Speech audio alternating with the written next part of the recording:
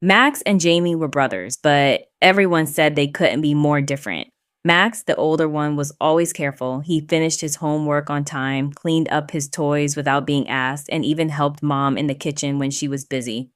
Jamie, on the other hand, loved having fun and often forgot about chores, homework, or even simple promises. Their parents loved both of them, but sometimes they looked at Jamie with worried eyes, while Max seemed to carry the house on his little shoulders. One morning, Mom said, "Boys, please clean up your rooms before breakfast." Max jumped up, grabbed a broom, and started tidying, humming a little tune.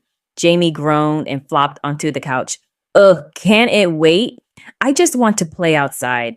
Max shook his head but didn't argue. He worked quietly, picking up toys, straightening books, and even feeding their dog Rusty. Jamie peeked out the window, imagining running and climbing trees, completely ignoring the mess behind him. By the time Max finished, he had transformed his room into a perfect little space. Jamie's side of the room looked like a tornado had hit it, clothes piled everywhere, a backpack spilling papers, and Rusty's water bowl knocked over. Mom walked in smiling at Max. "Thank you, sweetheart. Your room looks amazing." Then she looked at Jamie's chaos and sighed. "Jamie, please, it's time to clean your things too." Jamie promised he would, but as usual, he got distracted by his tablet. Later that week, the boys' parents asked them to help with a neighborhood bake sale. Max carefully followed instructions, measured flour and sugar precisely, and decorated cookies neatly. Jamie, eager to finish quickly and run outside, grabbed a bowl, dumped in some flour, and tried to stir with one hand while scrolling on his phone. When they brought their treats to the table, Max's cookies looked like little works of art. Jamie's, however, were uneven, some burned, some broken, and sugar spilled everywhere. The other kids giggled, and Jamie felt a knot in his stomach. On the way home, Jamie kicked a rock in frustration. "Why do I even bother? I'm terrible at this," he muttered. Max put a hand on his shoulder. "You're not terrible. You just need to pay attention. Everyone makes mistakes, but we can't fix them if we try." Jamie didn't answer, but inside he started thinking about what Max had said. That evening, Mom called the boys to the living room. She opened a scrapbook full of family pictures. "Look at these," she said, flipping through pages of birthdays, vacations, and everyday moments. There were pictures of Max helping Jamie tie his shoes, Max picking up toys Jamie left behind, Max cleaning acceptable spills without being asked. Then there were pictures of Jamie having fun but leaving messes or forgetting things, sometimes crying because he had lost a toy or tripped on something he didn't put away. "Max, you've been very responsible," Mom said gently. "Jamie, you have so much energy and so many ideas, but sometimes carelessness can hurt you or others. Responsibility doesn't make you boring.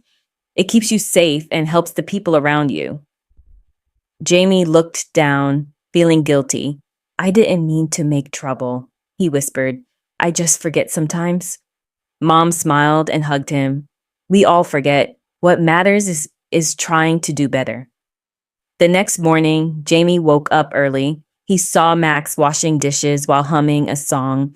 Jamie picked up his dirty clothes from the floor, folded them neatly, and even fed Rusty. "Hey, Max," he said, "I'm going to help more today. No excuses." Max's eyes lit up. "That's great, Jamie. Let's do it together." For the first time, helping felt fun, not a chore. Over the next few weeks, Jamie made small changes. He started packing his backpack without being told, brushing his teeth on time, and even helping Max water the garden. Sometimes he forgot, but each time, Max gently reminded him, and Jamie tried again. Slowly, he realized that being responsible didn't mean losing fun. It meant fewer accidents, less stress, and more trust from his parents and friends. One afternoon, Mom asked who wanted to bake cookies for the school fundraiser. Jamie's hand shot up.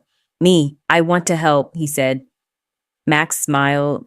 "Looks like the good kid is catching up with the responsible kid," he teased. They laughed together as the kitchen filled with the warm smell of chocolate and cinnamon.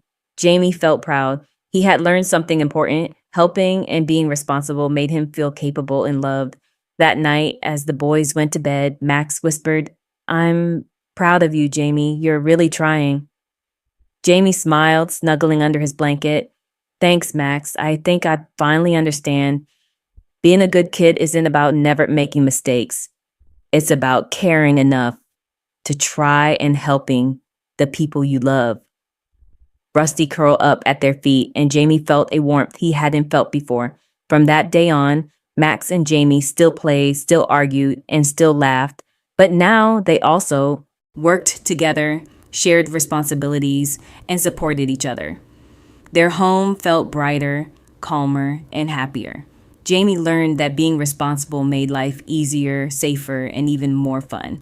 And Max realized that teaching, guiding, and loving someone who wants to learn could be just as rewarding as being responsible himself. At bedtime, as the stars twinkled outside the window, Jamie whispered, "Tomorrow, I'll try even harder." Max smiled in the dark, "And I'll be right here to help." And just like that, two brothers learned a simple truth. Being responsible doesn't just make parents happy, it makes your heart happy too. And that's the greatest reward of all.